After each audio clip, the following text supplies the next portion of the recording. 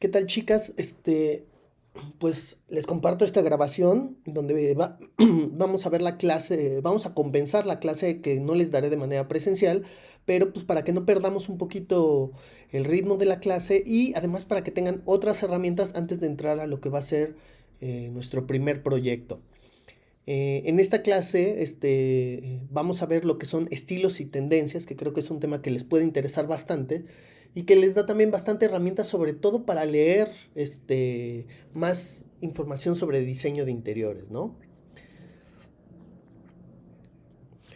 Algo que les quisiera comentar es que va a ser una clase peculiar. Yo estoy muy peleado a veces con esta manera de enseñar historia o estilos de una manera, como para memorizar y como para tener un como contexto histórico, pero que muchas veces no podemos aplicar realmente a lo que estemos haciendo. A mí me gusta que toda la información que lleguemos a manejar sea muy práctica y realmente tenga un sentido, ¿no? Aquí tenemos la clásica imagen de los tres estilos arquitectónicos que todo mundo se aprende de tanto de los griegos como de romanos, de dórico, jónico y corintio, y que créanme, a mí también me lo hicieron aprender y créanme que a la fecha jamás lo usé, ¿no? O sea, me parece interesante poderlo detectar, pero me parece que hay cosas muchísimo más importantes que todo eso, ¿no? Incluso partiendo de la reflexión de qué es un estilo, ¿no?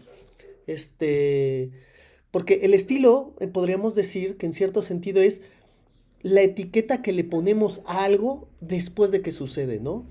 O sea, de primera instancia, por ejemplo, por las necesidades de una sociedad, el arte, el diseño, la literatura, lo que ustedes quieran, va a tener una manera de expresarse.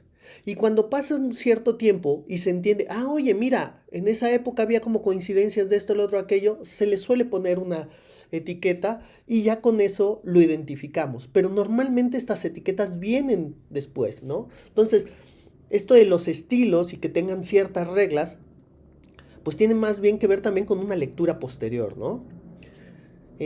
Los estilos, más bien de lo que nos están hablando es de cambios sociales, cambios tecnológicos, condiciones regionales, los valores de la gente, ¿no? Por ejemplo, en algunas cosas, cuando pase el tiempo, vamos a ver, por ejemplo, en nuestra época, que hay algunas cosas en las que de repente con el tiempo vamos a poder leer y decir, oye, la gente estaba preocupada por el clima, pero por el cambio climático, perdón y por tratar de ser sustentable, cosas por el estilo. Pero al mismo tiempo también estamos viviendo una época en la que hay una parte de la sociedad que está hasta negando eso y está haciendo cosas. Y eso se va a notar en lo que se lea de esta época, ¿no? Y así pasa con todas las épocas. Lo bonito también de ir entendiendo esto es que podemos entender cómo eran otros seres humanos en otras épocas también, ¿no? Aquí me gusta poner también un ejemplo, este, de que también tenemos esta falsa idea a veces de que el arte o el pensamiento o los lenguajes son lineales, ¿no? Y siempre van mejorando y siempre cada vez están más depurados y cada vez están más reales y más perfeccionados. Y a mí me gusta poner este ejemplo, ¿no? Si estuviéramos en clase yo les estaría preguntando, oigan, ¿cuál de estas dos imágenes creen que sea más moderna? En el sentido de que sea más reciente, ¿no? Y por ejemplo, muchos contestan en ese sentido que igual es esta escultura griega, y algunos dicen que esta, ¿no? Y realmente esta, pues, como les comentaba, es una escultura griega y esta es una pintura medieval, ¿no?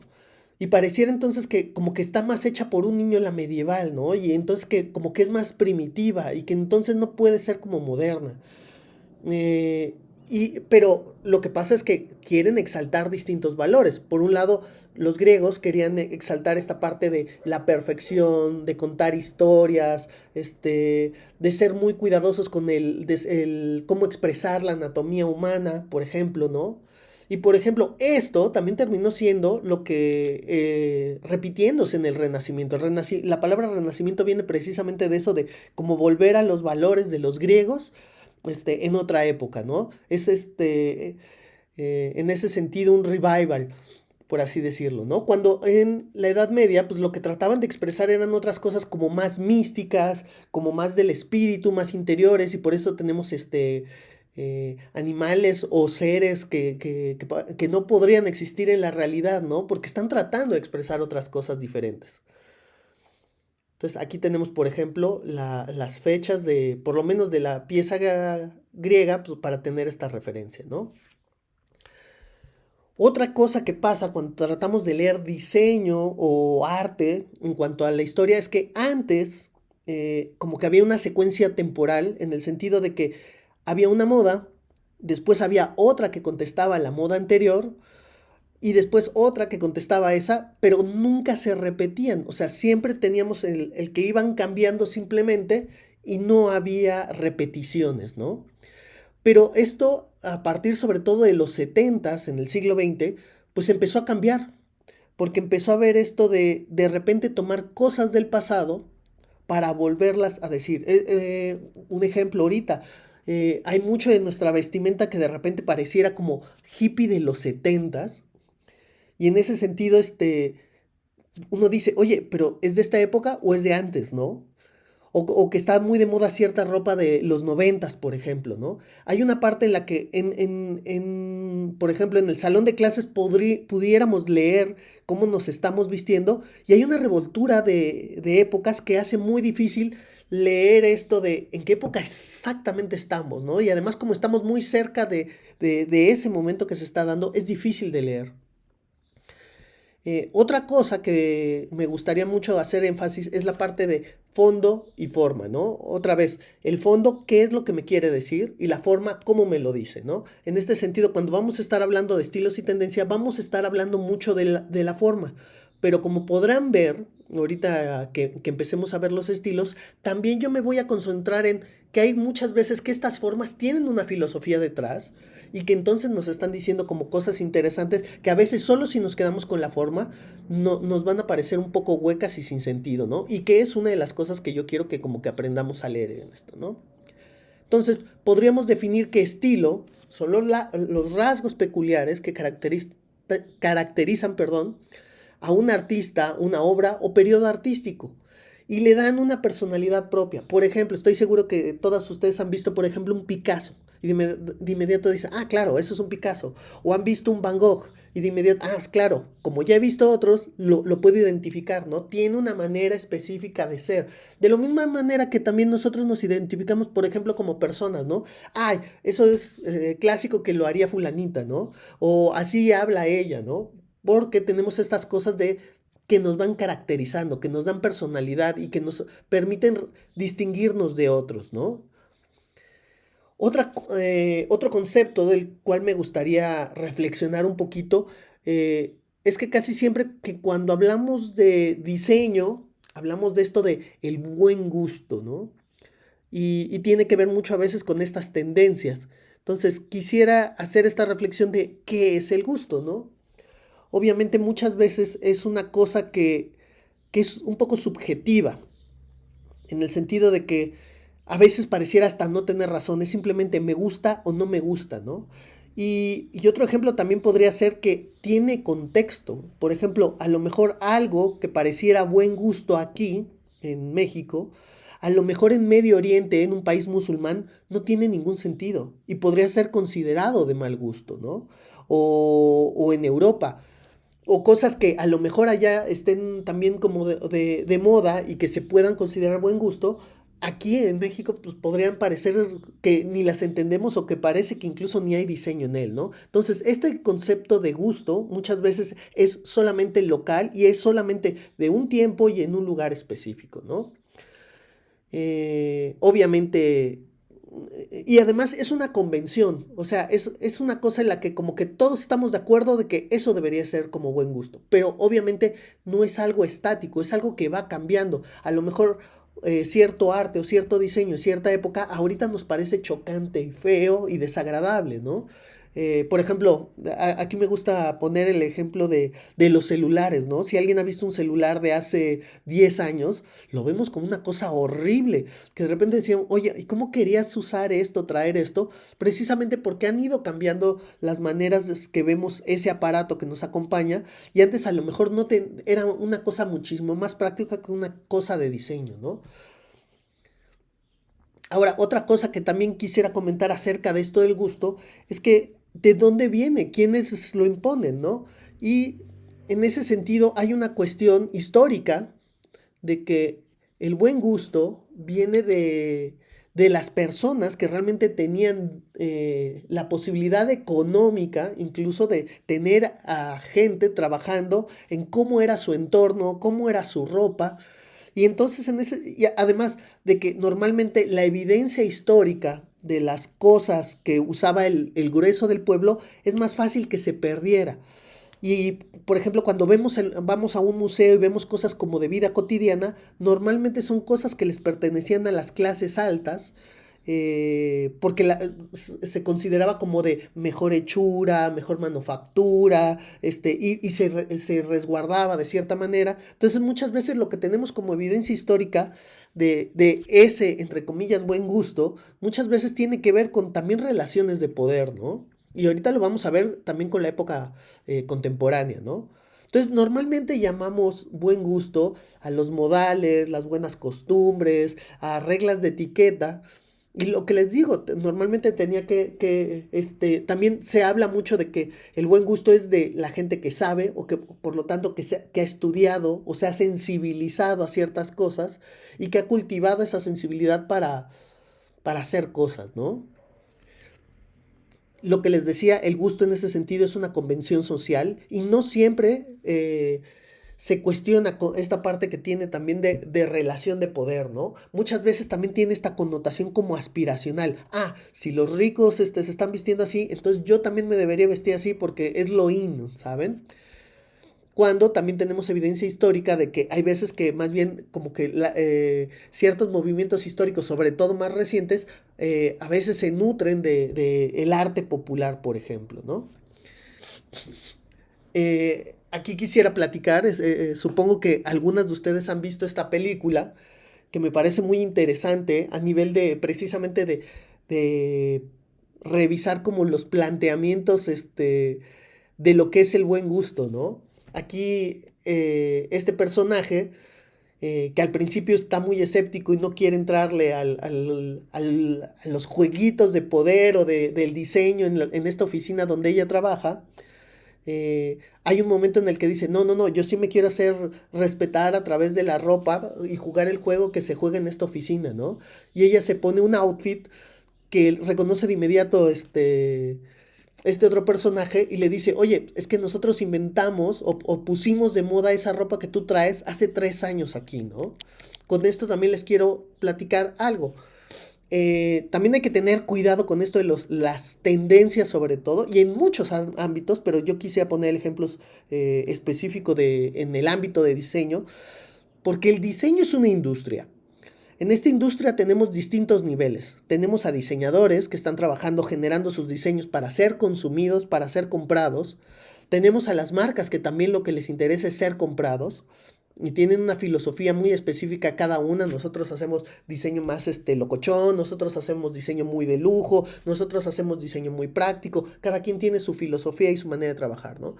Luego también tenemos las revistas, los medios, a los críticos. Y por otro lado tenemos a los consumidores que también quieren ver, oye, ¿qué está de moda para consumirlo y todo?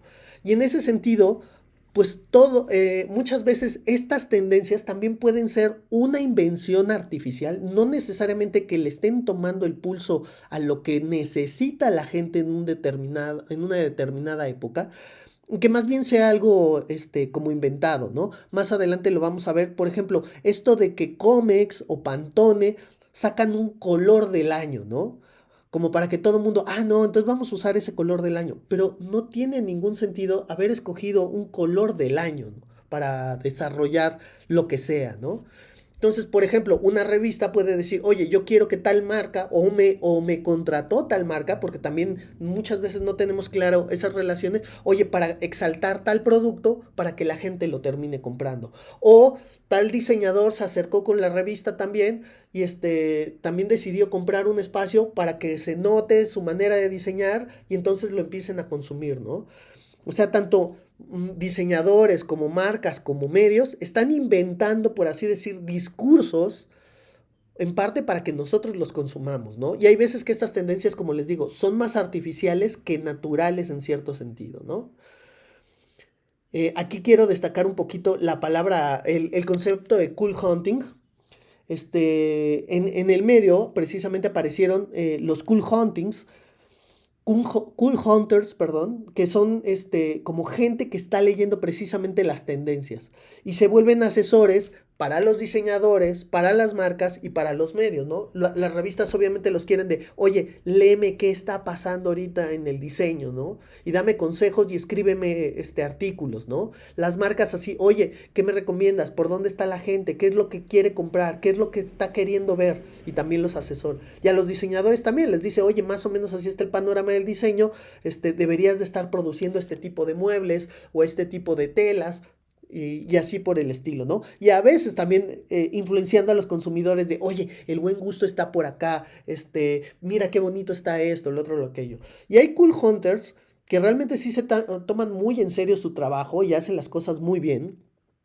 Y hay otros que, como les digo, también están inventando estas tendencias. No es que sea lo que estén leyendo, les conviene decir eso para que se venda determinado tipo de producto en determinada revista o determinada marca, ¿no? Entonces, también entender esto de que es una industria que también quiere que consumamos y hay veces que no les tenemos que hacer del todo caso, ¿no?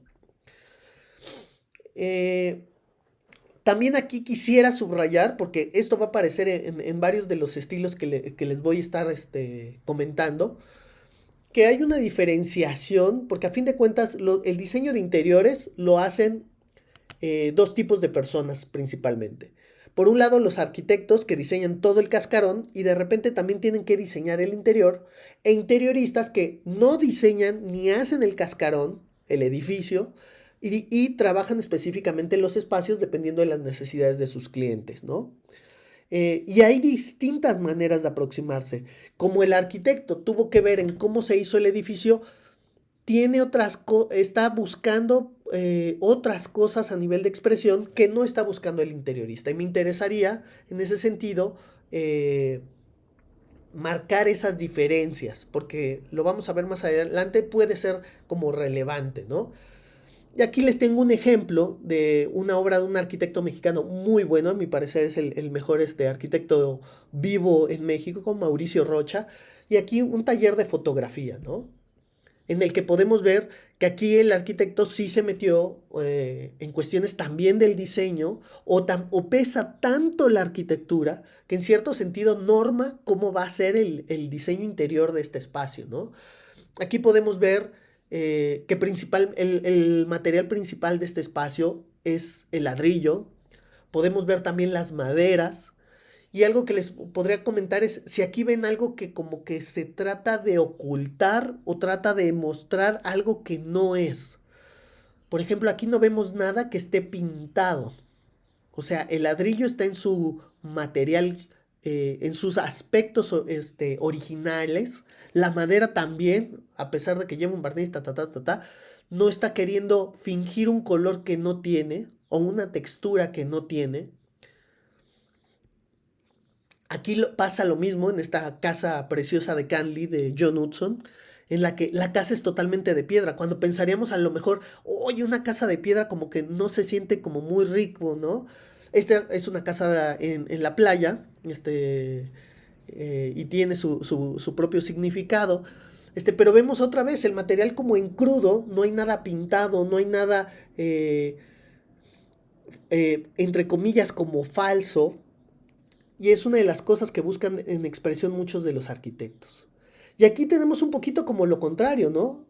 Aquí tenemos materiales artificiales, tenemos colores como poco comunes, tenemos formas en los techos y en las paredes, medio locochonas. Si se fijan aquí, el trabajo de la iluminación es súper complejo comparado a las otras dos imágenes que les mostré. Aquí tenemos otro ejemplo. Y aquí estamos viendo entonces otro tipo de filosofía, ¿no? Por un lado vemos que los arquitectos están tratando de tener un espacio como muy puro en el que hablen los materiales tal cual, y los diseñadores que dicen, no, no, no, no, oye, si yo puedo inventar y volver a contar una historia nueva en este lugar y no me interesa tanto la arquitectura, pues yo puedo empezar de cero y puedo hacer absolutamente lo que quiera, ¿no? Y en ese sentido son como más intensos, son más audaces, buscan tratar de hacer otro tipo de cosas. Vean este tipo de espacios, ¿no? Aquí sí vemos cosas que de repente, además está más cargado también, por ejemplo, ¿no? Usualmente. Los interioristas normalmente meten más elementos, como a fin de cuentas, para ellos la cosa es más como comunicativa directamente con las personas. Tratan de manejar mucho a través de accesorios, generarte todo un ambiente, transportarte una experiencia para que tú la vivas, ¿no? Entonces aquí podríamos tener estas como diferencias, ¿no? Los arquitectos, por un lado, quieren mantener la expresión del espacio, del edificio, quieren enseñar cómo se construyó, o sea, se nota cómo está unido el ladrillo, cómo está acomodada la madera, como que te quieren dar una clase de arquitectura, por así decirlo, y de construcción, ¿no? Los materiales todos son en crudos. Buscan mucho esto de lo auténtico, no les gusta estar pintando cosas, trata de que todos los materiales estén lo más desnudos posibles. Tratan para que el lenguaje de su edificio, de su interior, sea tan contundente, manejan muy poquitos materiales, ¿no? No utilizan una paleta muy gruesa de muchos elementos, ¿no? Tratan de que sean los menos posibles, ¿no? Y por el otro lado tenemos a los interioristas, que más bien ellos lo que quieren es que tú te metas en una experiencia, ¿no? Que sientas que estás viajando en el tiempo, viajando a otro lugar diferente, una sensación muy única. Priorizan en ese sentido mucho su mensaje, son muy expresivos, piensan hasta en los accesorios. A los arquitectos como que de repente, no, yo resolví el edificio, ¿qué me voy a poner? Está escogiendo la jarrita, ¿no? O las velas o la lamparita. Cuando los diseñadores de interiores sí se toman mucho en cuenta eso, porque saben que a través de los accesorios yo le puedo dar la torre a un diseño o a la expresión de un espacio interior, ¿no? Su paleta suele ser en ese sentido más compleja, suelen ser más audaces porque han estado haciendo más experimentos de interior y juegan mucho con los recuerdos, ¿no? Entonces ese sería como mi primer paso. Ahora, vamos a empezar a hablar de los estilos base. ¿Por qué quiero hablar de los estilos base? Si yo les diera clases de estilos, podríamos estar, créanme, hablando todo el semestre de estilos y no acabo.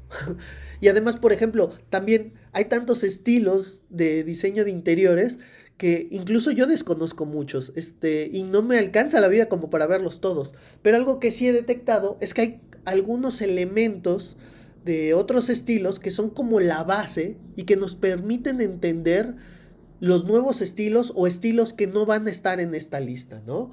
Entonces, y para mí era muy importante como estos estilos base para empezar a articular, el empezar a leer estilos, ¿no? Estos estilos base o diferencias de expresión que vamos a ver a continuación va a ser el minimalismo, el estilo ecléctico, el regionalismo, el historicismo, el mid-century, el arquitectónico y el temático. Ahorita los vamos a empezar a ver, ¿no? Vamos a empezar con uno que como que todo mundo identifica y al mismo tiempo todo mundo malentiende, eh, que es el minimalismo, ¿no? Aquí les pongo, uno con minimalismo pensaría como en la menor cantidad de elementos para que la expresión sea como muy única, ¿no? Aquí tengo, por ejemplo, una escenografía diseñada por un arquitecto, John Pawson, que es un gran diseñador minimalista, que vamos a ver bastante en clase. Por ejemplo, aquí tenemos su casa personal en Londres, y donde podemos ver una paleta de colores como muy neutros, que van mucho hacia blanco, espacios que se sienten como vacíos. Y aquí yo quisiera entrar en esta diferencia entre fondo y forma, ¿no? a fin de cuentas, ahorita todo lo que les estoy diciendo tiene que ver con la forma. ¿Cómo es el minimalismo? Pocas cosas, se siente como muy iluminado, se siente como vacío. Incluso estas cosas a veces hace que la gente no a todos les guste el minimalismo, ¿no? Pero algo que yo les quería comentar es que las corrientes, el minimalismo en parte nació por, por esta necesidad de estar buscando el que tú te sientas en el presente, que haya menos distractores que te hagan no estar presente en ese momento, ¿no? Algo que trata el verdadero minimalismo es que tú sientas los cambios de luz a lo largo del día, que de repente digas, estoy a mediodía porque la luz es así, estoy en la tarde porque la luz ya se puso más amarillita, ¿no? O como en el amanecer también más amarillita. O los pasos del tiempo de las estaciones, ¿no?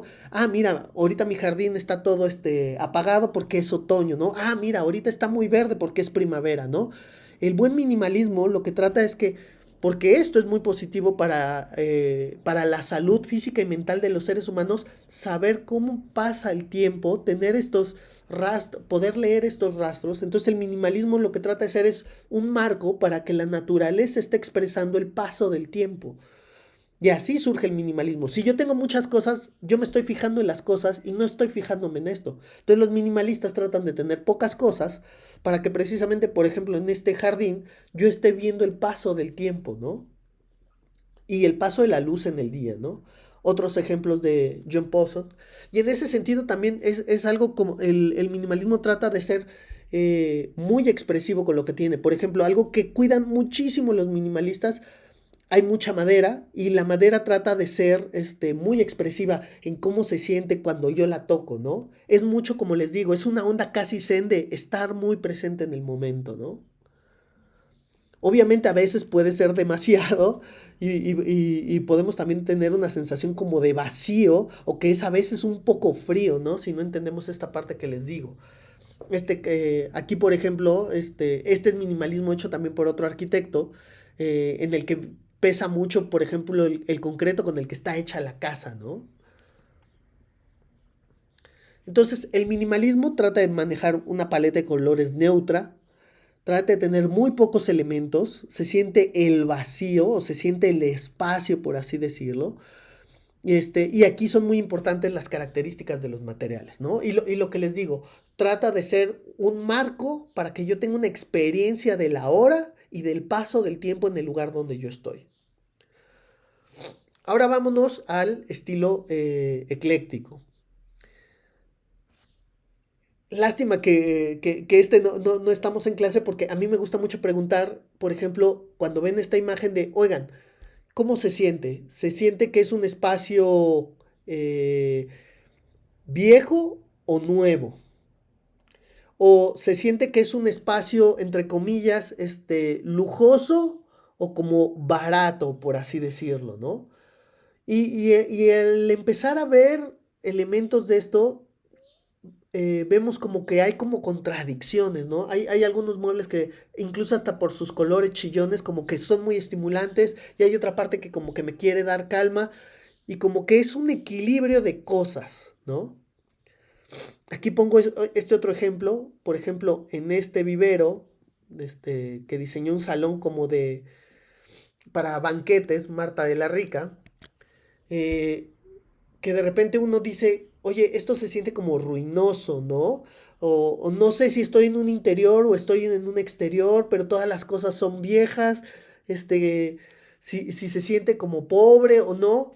O este baño también de la misma diseñadora donde vemos como muchas piezas viejas que se ve como lujoso, pero al mismo tiempo con colores chillones. ¿Qué está pasando aquí, no? O, por ejemplo, este diseñador que a mí también me gusta mucho, Philip Stark, que también está jugando mucho con ciertas ideas de qué es lujoso, de sentido del humor. Por ejemplo, este es un restaurante en París de comida japonesa, ¿no? Pero tiene como pocos elementos japoneses e incluso a él le gusta jugar con, oye, pero muchos son falsos, ¿no? Por ejemplo, sí tiene las espadas ahí samuráis o tiene los abanicos, pero son de plástico. y son de plástico fosforescente. Entonces sí me está transmitiendo como cierta época, pero al mismo tiempo me lo está poniendo como una cosa chillona básica. Y además, por ejemplo, si yo le quitara esas decoraciones, que a fin de cuentas son accesorios, no son como los elementos principales de expresión, este restaurante parecería más un restaurante europeo, como de comida lujosa. Entonces está jugando también con eso, ¿no? Con los lenguajes que tenemos a priori. A mí también Marcel Wanders me gusta mucho. Él es holandés. Esta es la sala de espera de lujo para la línea KLM en el aeropuerto de Schiphol y que trata de expresarte mucho lo que son los holandeses, ¿no? Por ejemplo, en Holanda es muy famosa su cerámica tradicional, ¿no? Entonces Marcel Wanders, en vez de mostrarte la clásica cerámica tradicional, te muestra el molde con el que se hace esa cerámica tradicional, ¿no? Luego también como ustedes lo hicieron en su ejercicio de dividir el espacio con dos colores, que también es un juego como muy clásico en el diseño de interiores, él lo pinta solamente con barniz, pero está mal pintado, ¿no? O los cuadros son muy como del arte flamenco holandés, pero realmente son fotos contemporáneas de mujeres, por ejemplo, con piezas de plástico en la cabeza, ¿no? Entonces como que trata de jugar con la historia, pero metiéndole algo nuevo, ¿no?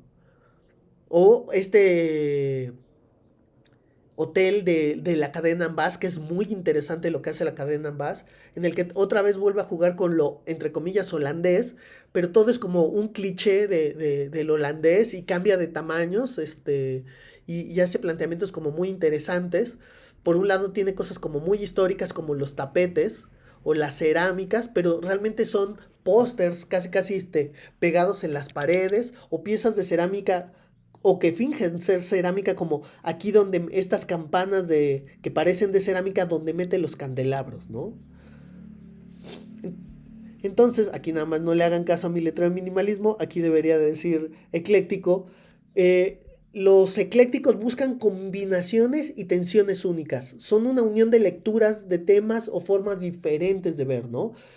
Por un lado suelen ser muy cargados, le ponen muchos elementos, son como muy de coleccionistas, mezclan cosas modernas con antiguas, tienen un sentido del humor, normalmente es como muy inteligente, se burlan de esta cuestión de lo auténtico de una manera muy, muy padre, porque te plantean nuevas experiencias que tú no vivirías de otra manera porque ellos te están mezclando distintos lenguajes, distintas cosas y la combinación, el resultado final es algo como muy auténtico, pero burlándose al mismo tiempo de ese auténtico, ¿no?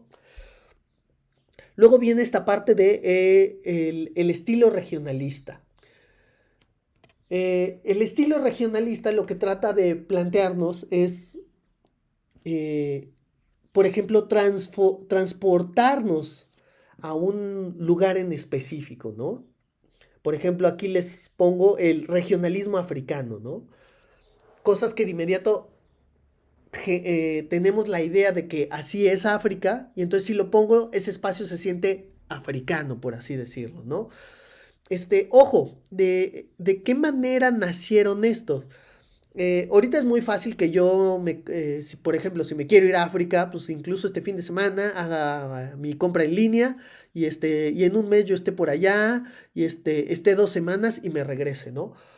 Pero en otras épocas viajar era algo muchísimo más complicado, ¿no? Implicaba hacer planes de mucho tiempo y el mismo viaje podía tardarme, no sé, un mes entero para irme a una tierra exótica, incluso lo tenía que hacer en barco, no había aviones o cosas por el estilo.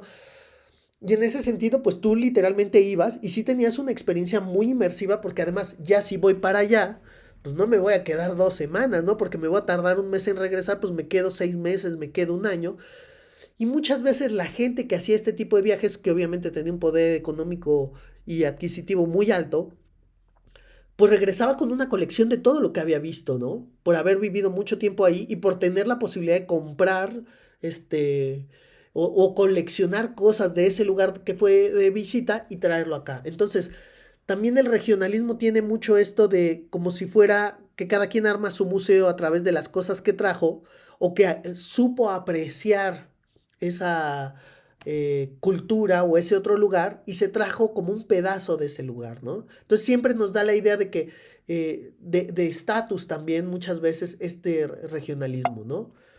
Otro ejemplo, el regionalismo mexicano, ¿no? Que aquí estoy seguro que algunas de ustedes se estarán riendo de, no, eso de mexicano no tiene nada, ¿no?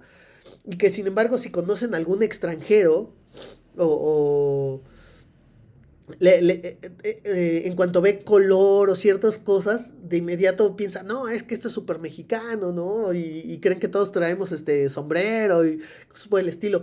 A veces también, ojo, pudiera ser que nosotros como no sabemos leer, como no entendemos esta cultura africana, a lo mejor un africano nos diría, oye, esas cosas no van mezcladas así, porque son de cultura, son de países diferentes, ¿no?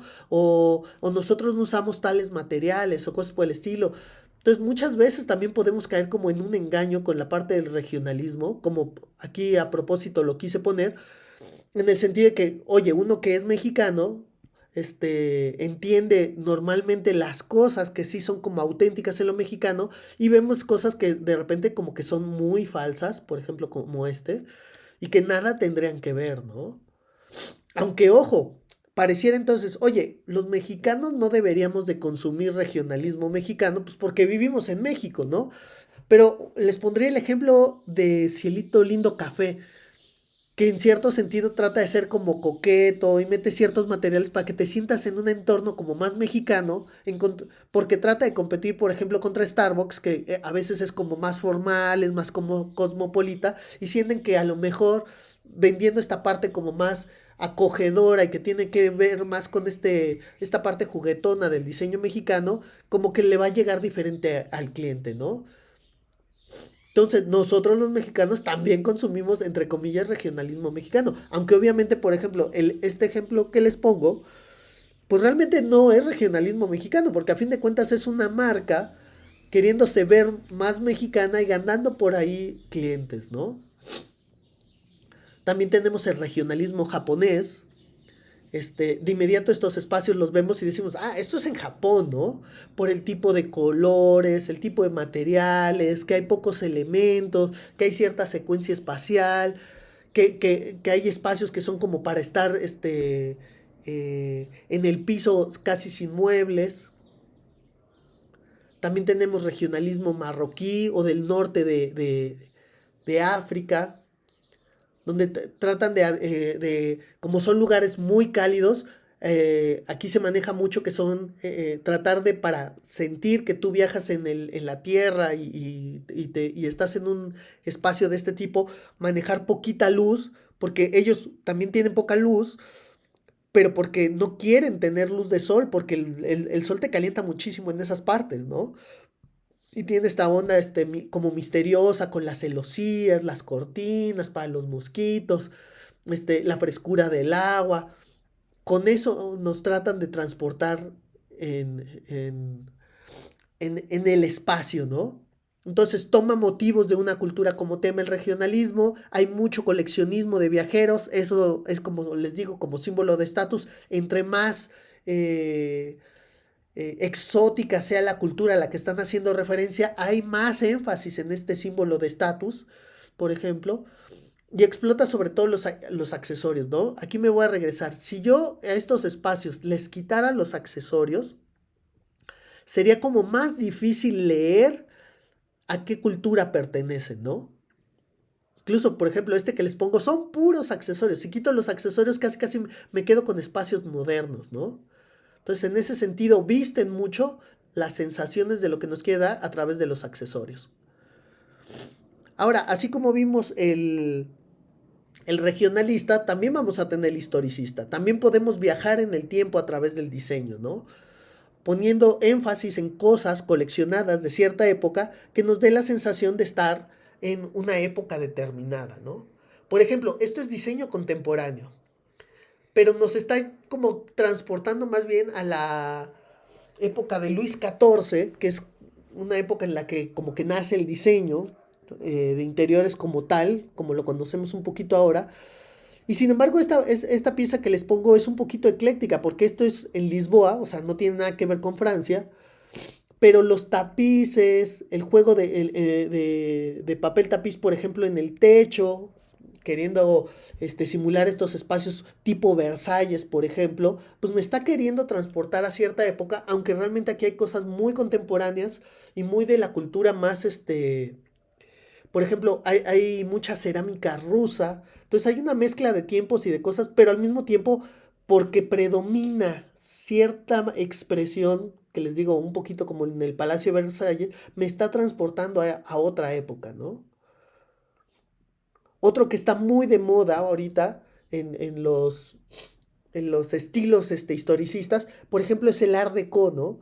Que de inmediato nos habla de esa época, a principios del siglo XX, en el que había como cierto lujo, antes de las guerras, mundiales, este, y todo es así como muy elegante, que de inmediato nos imaginamos tomándonos un martini o cosas por el estilo, porque también hay ciertos estilos históricos que nos refieren a cierta experiencia, ¿no? Entonces, estos son espacios modernos, pero que tienen mucho ese aire del Art Deco de los 40 o 30 en el siglo XX, ¿no? O tenemos muebles que quieren ser, les digo, esta época de Luis XIV está como muy marcada en los muebles, ¿no? Entonces, el historicista tiene mucha reminiscencia, por ejemplo, de llevarnos este, a la época de Luis XIV, exalta mucho elementos de otras épocas, tiene muchos accesorios, juega mucho con espejos, marcos, arte, hay muchos textiles, como podrán haber visto, cojines, tapetes, por ejemplo aquí, ¿no? Son muy importantes, o sea, se busca mucho la expresión específica de esa época y se trata de reproducir, ¿no? Ahora, dentro de ese historicismo, una época que estuvo muy de moda y que fue un gran boom en cuanto al diseño y que está muy de moda reproducirla, está el diseño de interiores de mediados del siglo XX, ¿no? Porque ¿qué pasó? Después de las guerras mundiales fue una época en la que, sobre todo en Estados Unidos, digo, en Europa tuvieron que reconstruir todo el continente por lo que pasó con las guerras, pero en Estados Unidos había un auge económico porque pues, le vendieron cosas a los europeos y se volvieron la fábrica de Europa y al mismo tiempo se quedó toda esa producción y se dedicaron a producir espacios domésticos, ¿no? Empezaron a nacer las marcas de diseño, hubo un nuevo lenguaje arquitectónico, fue como el gran boom de la modernidad y sobre todo de que este diseño lo podía consumir la clase media de aquella época, ¿no? Aquí en México se dio mucho el fenómeno, por ejemplo, de las casas del Pedregal, donde también vemos este diseño muy específico de los 50, estas casas casi de cristal, muy abiertas al paisaje, diseños de muebles que se sienten como más ligeritos, con colores más chillones, aparecen mucho estas sillas como muy cómodas, las famosas como tumbonas o las chest longs, y estos muebles que, por ejemplo, ahorita son carísimos y que, sin embargo, estamos en todas partes. Esta silla, ahorita, por ejemplo, en cualquier parte en internet la podemos comprar por 500 pesos y la vemos en todos lados. Y fue diseñada en los 50, ¿no? O sea, de repente la vemos como algo muy contemporáneo cuando es una cosa que ya tiene 75 años de haberse diseñado y muchos de estos mobiliarios se diseñaron para que todo mundo pudiera tener acceso a piezas de diseño en su casa y que ahora son muebles incluso de repente fetiches. Por ejemplo, de esta que les digo, una original puede costar 25,000 pesos, ¿no? Muchas de estas piezas solitas pueden costar lo que cuesta un carro casi casi, ¿no? Un ejemplo mucho también de este diseño de los 50s y 60s puede ser la serie Mad Men, que a mí me parece una serie interesantísima para ver diseño de interiores. Precisamente habla de ese diseño de esa época, ¿no? Entonces en el mid-century tenemos el uso de muebles ya industrializado, mucho de estas sillas o sillones que les digo muy bajitos como para estar casi acostado, las butacks, Hay muchos detalles en madera, colores chillones para generar contraste, blancos y negros como elementos integradores, y tiene mucha esta nostalgia por ese gran auge económico que hubo de la clase media, ¿no? En esa época. Ahora vamos a ver como estilo base, el estilo arquitectónico, ¿no? Este es un poquito como el que les enseñé al principio, ¿no? Esta parte de querer mostrar los materiales tal cual como son, pocos elementos, que se sienta más el espacio arquitectónico.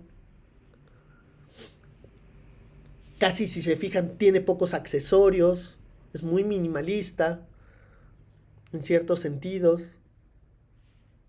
Estos son un poquito más complejos, pero fíjense la expresión de los materiales.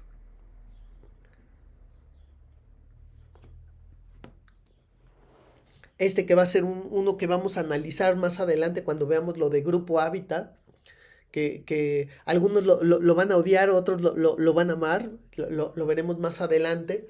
O sea, de mostrar tal cual cómo estaba construido el edificio, ¿no? En su época antigua, tratar de poner pocos elementos, que no distraigan y que tenga yo una sensación mucho de el aquí y el ahora, ¿no? Entonces, esto es una tendencia que está ahorita muy, muy, muy de moda y que incluso muchos diseñadores de interiores que como les enseñé, a veces buscan como otra expresión, han tomado como referencia porque lo consideran como algo muy contemporáneo, ¿no? Como que está de moda, está muy de moda también en el diseño interiores esta visión que tienen los arquitectos de cómo debería de ser el interior, el diseño interior, perdón. Y luego tenemos el temático, que aquí qué podría ser. Ya tuvimos el historicista, que me trata de transportar a otra época. Tenía el regional, que trata de transportarme a otro lugar. Y tengo el temático, que trata de contarme una historia, ¿no? A través de un tema. Por ejemplo, este restaurante en Portugal de comida del mar, ¿no? Y que en ese sentido, por ejemplo, juega con todas las lámparas y estos elementos colgados en el techo con una onda que parecen peces. No son peces, pero me da la sensación de ser peces, ¿no? Entonces, yo obviamente identifico perfectamente el tipo de comida que me dan con ambiente y me casa perfectamente, ¿no? Me está tratando de vender eso.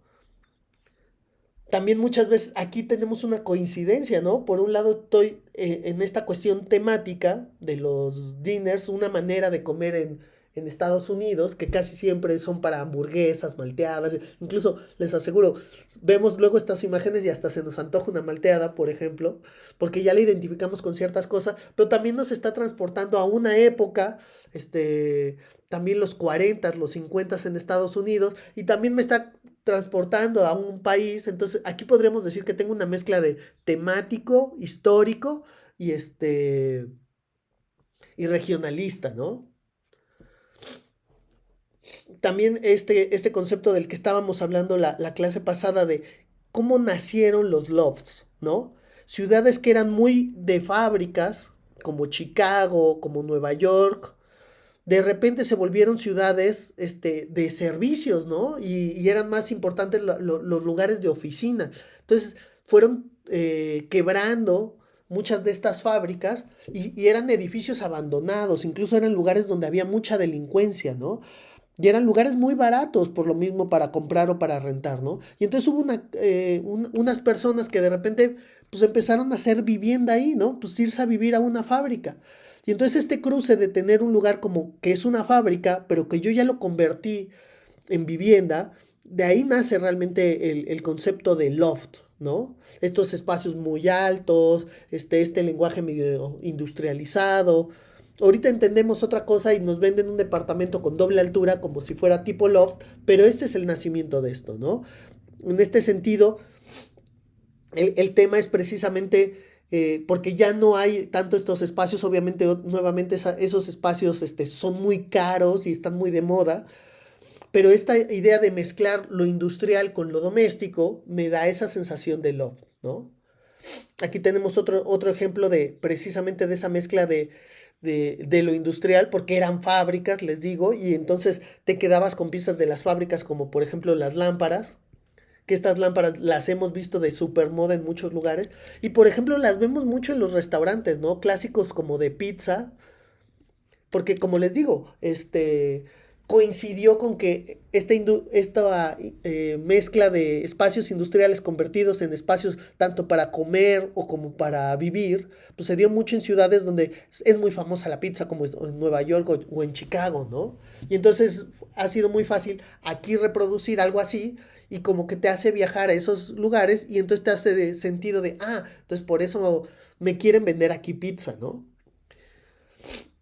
También hablando de temáticos, aquí les pongo algunos como muy extravagantes. Esto de que de repente, oye, un lugar que te quiere vender la temática como del metro, ¿no? O que te quiere vender la temática como de una tortería de barrio, ¿no? O uno que te quiere vender como ondas de las luchas, ¿no?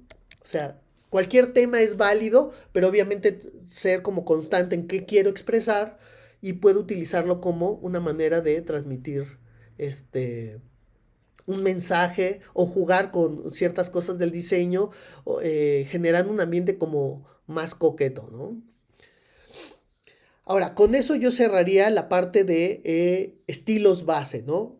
A partir, si ustedes ahorita agarraran una revista de diseño y empezaran a ver esto, podrían ya entender ciertos estilos de, esto pues tiende a ser como historicista, este tiende a ser como minimalista, este tiende a ser arquitectónico, en fin. Y ya tienen un punto de partida para empezar a ver. Pero ahora les quiero hablar de tendencias, ciertos estilos que están como de moda o ciertas maneras de hacer diseño que están como de moda y que quiero que las vinculemos con los estilos que yo les enseñe, ¿no? Y podríamos empezar con uno que está bastante de moda, sobre todo en Europa, y ahorita vamos a hablar por qué, pero de repente yo lo he visto mucho también ya aquí en México y en Estados Unidos cuando parecieran que no son sus contextos originales. Yo aquí me gustaría preguntarles, si estuviéramos en presencial, ¿cómo ven esto? ¿Si se ve antiguo o se ve moderno? Y vemos que tenemos como una tensión entre los dos, ¿no? Si se fijan en la madera y en el espacio arquitectónico, eso como que nos da un aire como de clásico, ¿no? Y al contrario, el mobiliario me da una idea como de moderno, ¿no? Y este estilo, el clásico moderno, nació precisamente sobre todo en París, de que hay muchas casas viejas en París, eh, pero que se están empezando a usar por gente pues, que tiene otros gustos y otras necesidades y se han ido llenando de muebles modernos, pero se le ha dado un tratamiento, entre comillas, contemporáneo a la base de las maderas, la chimenea, los yesos en los techos y cosas por el estilo, y entonces tenemos esta como mezcla, ¿no? Entonces es un poquito como si alguien rentara una casa vieja, la pinta toda de blanco y pone muebles contemporáneos, ¿no? Y tengo este estilo como particular y estas sensaciones peculiares que tienen, ¿no? Y obviamente como me hace referencia a París, pues lo vemos como un estilo como lujoso, ¿no? Cuando allá pues es de las cosas más económicas que puedes hacer. No te quieres pelear con el espacio viejo, píntalo de blanco, deja las molduras, que todos tenga su propia expresión arquitectónica y ponle muebles de diseñador, ¿no? Entonces tiene colores muy claros al fondo porque quiere exaltar las molduras, los yesos, las carpinterías muy marcadas, el mobiliario todo lo plantea como contemporáneo y es entonces como rentar un espacio clásico y meterle mobiliario contemporáneo. Otro estilo que ahorita está muy de moda es el boho chic o bohemian chic, que precisamente lo que te plantea es, si se fijan, es este espacio como para que te sientas tranquilo, relajado, los materiales son como muy orgánicos, se siente un poco como desarreglado, hay presencia de plantas, ¿no? Hay como revoltura de cosas también, podemos ver este otro. Chéquense la cantidad de accesorios, ¿no? Por ejemplo, aquí la cantidad de cojines que hay, ¿no? Y como que además medio la paleta de colores los uniformiza porque además cada uno tiene un estilo súper diferente, ¿no? Hay muchos muebles como para sentarte de manera informal en el piso y cosas por el estilo. Entonces, el Bohemian Chic lo que busca son colores claros, trata de ser como más desordenado, más despreocupado, decora con cosas simples, trata de ser muy acogedor, importa más estar a gusto a que se vea muy, de buen gusto, por así decirlo, integra la vegetación, los materiales son muy orgánicos y nos va dando como este feeling, ¿no? Otra tendencia que está de moda es la biofilia, esto de que todos nos hemos vuelto un poquito los señores o las señoras de las plantas y que nos da cierto grado de calma que muchas veces por nuestra vida cotidiana no tenemos el chance de experimentar en otros lados, ¿no? Y otra vez, por ejemplo, me gusta mucho, igual que con el minimalismo, de darles como más contexto de dónde nació. Por ejemplo, los espacios biofílicos o con tantas plantas se han planteado mucho para gente que tiene, por ejemplo, que sufre de ansiedad o de depresión, que muchas veces tiene que ver mucho con este sobrepensamiento y estar muy inmerso en uno mismo. Entonces, al tener muchas plantas y tener que cuidarlas, lo mismo pasa a veces con los animales, y estar en contacto con otras vidas, como que paso mi centro de atención de ser solo yo a desfasarlo un poquito hacia afuera y entonces eso también me relaja, ¿no? Entonces, no es simplemente como cargar un espacio solamente de plantas, tiene un poquito esta parte de conectarte con la naturaleza, conectarte con el paso del tiempo, tener un espacio que cuidar, porque obviamente esto requiere muchos cuidados. Y hay veces que puede ser algo como muy limpio como esto, o puede ser una casa como vieja, en la que yo dejo los aspectos viejos y que se ven así como raros de los muros, también como para dejar esa pátina, de que le ha pasado el tiempo, la vida y que es todo esto como más orgánico, ¿no? Entonces, esa es una tendencia mucho de hacer espacios muy biofílicos, muy llenos de plantas, de cosas que se les note el paso del tiempo, ¿no? Hay veces que los arquitectos o ciertos diseñadores les gusta manejar también esta tensión, hacer un edificio como muy moderno y agregarle este aspecto biofílico y entonces tengo como un nivel entre algo muy minimalista, pero que por el otro lado también estoy exaltando mucho esta parte de la naturaleza, del paso del tiempo y logra tensiones como muy interesantes, ¿no? A mí de esta parte de la biofilia, por ejemplo, aquí hemos hablado mucho de diseñadores de interiores y hemos hablado mucho de arquitectos, pero también hay una rama del diseño que son los paisajistas. México tiene grandes paisajistas. Aquí les pongo el ejemplo del taller Entorno de Paisaje, que son gente que son buenísimos haciendo espacios naturales y que hacen una investigación a fondo de el tipo de plantas que van a plantear en cada lugar, basados en historia, en clima, en que sean plantas de la región. Hay un estudio muy cuidadoso y logran espacios realmente increíbles, ¿no? Entonces también puedo diseñar con plantas y por eso me gustó también plantear esto en la parte de diseño biofílico, ¿no? Entonces, el diseño biofílico suele ser muy ecléctico también, despreocupado, busca ser muy acogedora, estimulante por la parte de la naturaleza, sobre todo las plantas. Usa muchos materiales orgánicos o que les digo incluso que se vean viejos, desgastados, porque me están hablando del paso del tiempo. Usan mucho mobiliario vintage o regional y los acabados suelen ser muy desgastados, como les había dicho, ¿no? Aquí nos regresamos a estos estilos como basados en el mid-century con el nórdico, de estos muebles que prácticamente podríamos como comprar en IKEA, que podrían estar en la casa de cualquiera, ¿no? Y en cualquier parte del mundo, ¿no? Esto que se siente relajado, tranquilo, ordenado, pero de buen gusto, que es muy común que lo veamos. Y precisamente muy basado en el diseño que hacen escandinavos, finlandeses. Que ojo, también, ¿por qué son tan buenos los nórdicos, los escandinavos, finlandeses, suecos en el diseño de interiores? Recuerden que, por ejemplo, en esos lugares hace tanto frío o es tan extremo el clima que ahorita ya hay un poquito más de movilidad, pero en otras épocas, por ejemplo en Finlandia, la mitad del año te la vivías en tu casa porque no había manera de salir o era muy complicado salir. Entonces, las experiencias de calidad de vida que te tenía que dar tu casa eran muy importantes. Y en ese sentido, entonces, se diseñaba muy bien porque yo casi todo el tiempo voy a estar en mi casa porque el clima es tan rudo que voy a salir poco. Entonces, mi casa me tiene que dar una experiencia de vida muy interesante, ¿no? Y por eso los nórdicos son muy buenos en el diseño de interiores y en el diseño de mobiliario.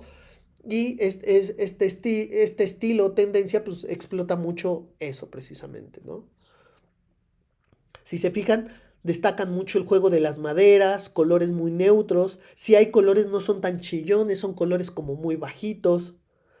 Son muebles muy prácticos que pueden estar en un espacio muy chico, por ejemplo, aunque también funcionan en un espacio grande e iluminado. Como que si se fijan, tratan de explotar mucho la luz, ¿no? Y por eso funcionan muy bien en los departamentos chiquitos en los que vivimos en la época contemporánea y tiene mucho éxito esta parte, ¿no?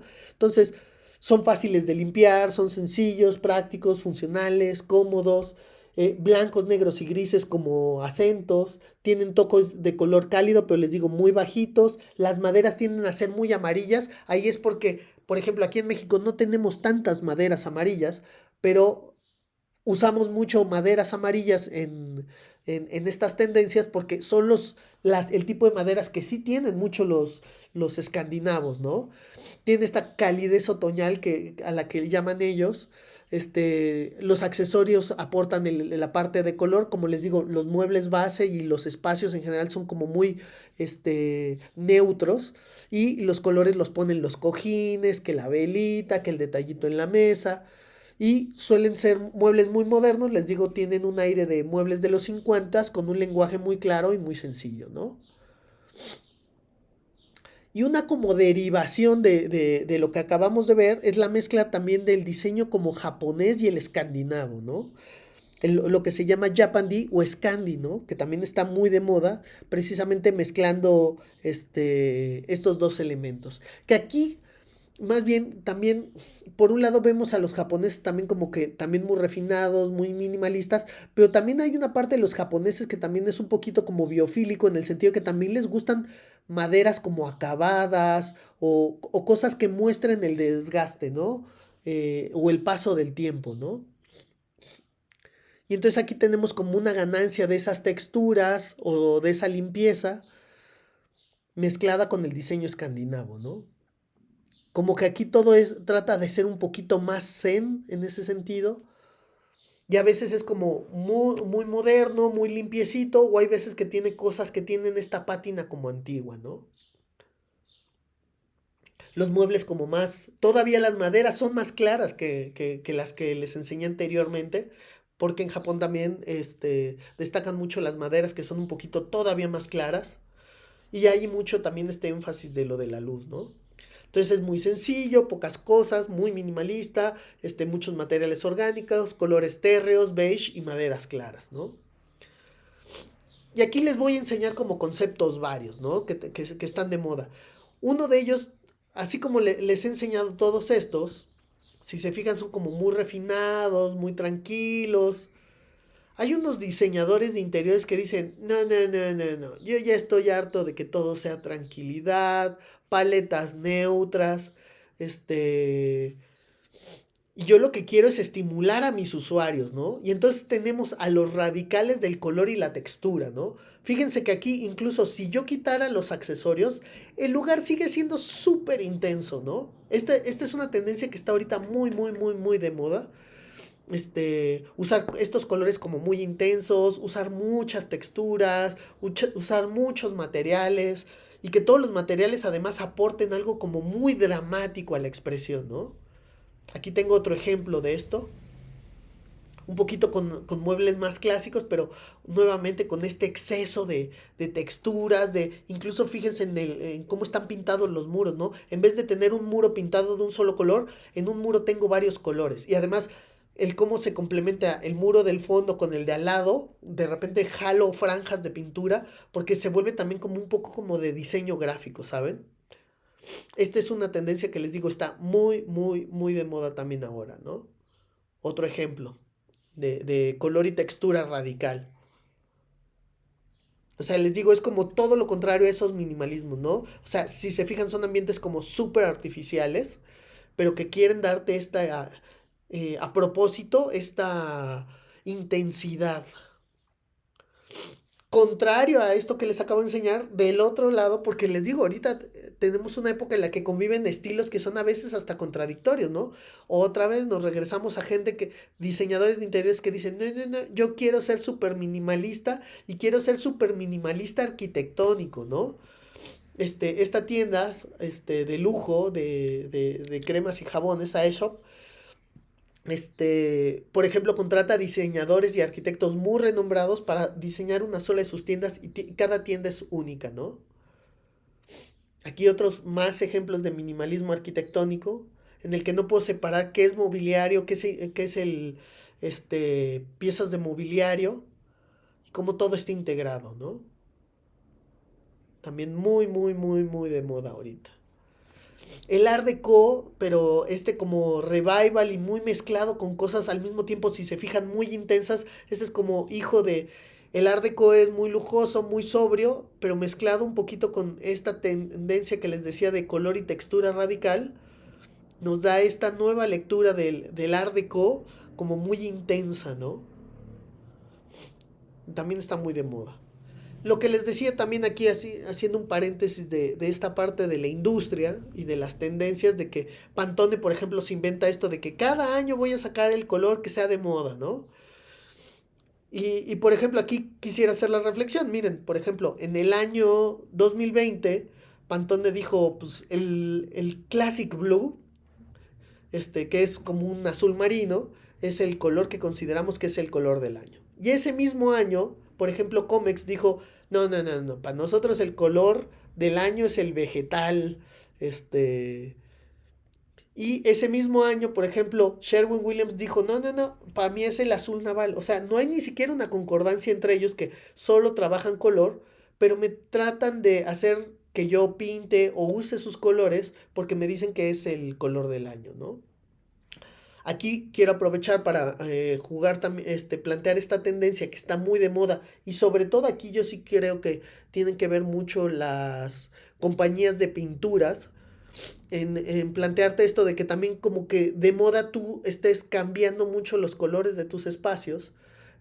Y ahorita una de las tendencias es precisamente tener estos colores muy oscuros para hacer alto contraste en los espacios, ¿no?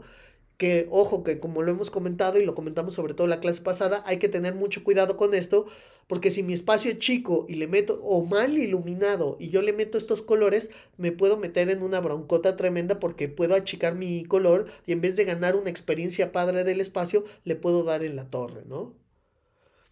Entonces, usar esto, aquí les enseño ejemplos de, más bien de usar esta tendencia de meter un color muy oscuro y muy intenso en un espacio. Aquí está hecho como de manera un poco más suave, solo aplicándolo en un muro, en el cual me da esa sensación, pero sin cargarme la luz del espacio, ¿no? Y pues esa sería básicamente nuestra clase del día de hoy.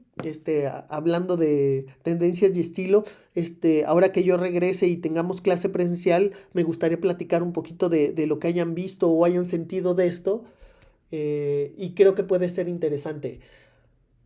Ahorita no habría tarea, pero me gustaría que en esta semana, si tienen un ratito de tiempo, métanse a internet y métanse a una página de diseño de interiores o métanse a Pinterest y póngale diseño de interiores y vean lo que va apareciendo con esto que yo les di.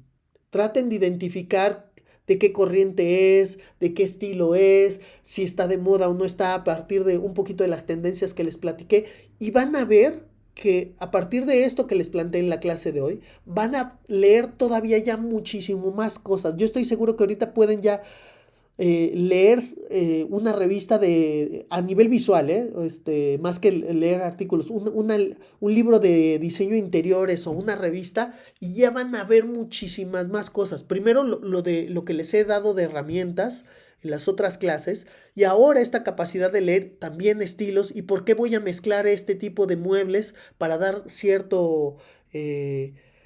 impacto o cierta sensación en el espacio que voy diseñando, ¿no? Entonces me gustaría mucho que ojalá pudieran hacer ese ejercicio y simplemente que le platiquemos un poquito la próxima sesión.